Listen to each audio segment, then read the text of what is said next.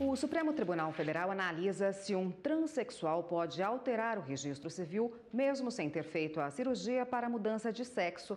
O julgamento será retomado agora à tarde. 6 ministros já se posicionaram. Ainda na sessão de ontem, foi concluído o julgamento das ações que questionavam artigos do novo Código Florestal. Na sessão dessa quarta, o plenário do Supremo considerou constitucional a maior parte dos itens questionados do novo Código Florestal de 2012. Em um dos pontos mais polêmicos, que trata da possibilidade do perdão a agricultores que desmataram além do permitido antes de julho de 2008, o STF entendeu que o trecho da lei não concede anistia, já que os proprietários ainda serão punidos caso descumpram os acordos firmados diante da adesão ao programa de regularização ambiental. Além desse item, o STF considerou que estão de acordo com a Constituição os dispositivos relacionados ao entorno de nascentes e olhos d'água intermitentes que determinam que essas áreas sejam consideradas de proteção permanente e ambiental.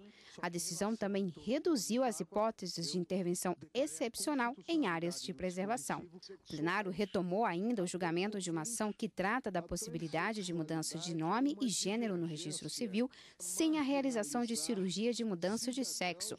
O relator, ministro Marco Aurélio, disse não ser necessário o procedimento cirúrgico e determinou alguns critérios. Cabe a cada qual trilhar a respectiva jornada, arcando com a responsabilidade imposta pela própria consciência, na busca pelos objetivos que se propôs a cumprir. O conceituário lógico desse raciocínio é a autorização da mudança no registro civil, independentemente da cirurgia de transgenitalização. Até o momento, já votaram os ministros Alexandre de Moraes, Edson Fachin, Luiz Roberto Barroso, Rosa Weber e Luiz Fux. E vamos falar agora com a repórter Aline Barcelos, que está com a consultora jurídica da TV Justiça. Aline, boa tarde. Boa tarde, Érica. Boa tarde a todos. Aqui ao meu lado a consultora jurídica da TV Justiça, Gisele Reis. Gisele, vamos começar falando sobre o Código Florestal. O que prevaleceu em relação ao programa de regularização ambiental? Bom, o plenário do Supremo Tribunal Federal acabou concluindo ontem, Aline, o julgamento aí sobre essas questões todas envolvendo o Código Florestal. Então, ontem, com o voto do ministro Celso de Mello, que é o decano da Corte, foi possível, então, finalizar todas essas questões. Bom, o resultado que nós tivemos a partir daí é que diversos dispositivos do Código Florestal foram considerados válidos, alguns itens foram considerados inconstitucionais e alguns outros tiveram interpretação conforme a Constituição.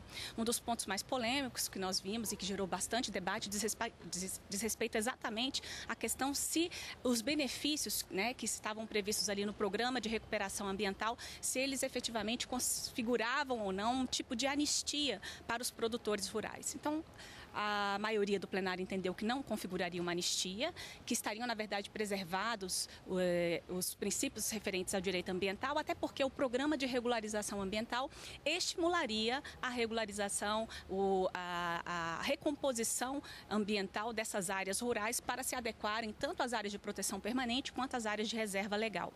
Então, na verdade, houve, inclusive, a partir desse entendimento, uma interpretação conforme que, dentro do período em que esses produtores rurais firmassem esse acordo no sentido de restabelecer aquelas áreas que foram degradadas por meio desse programa.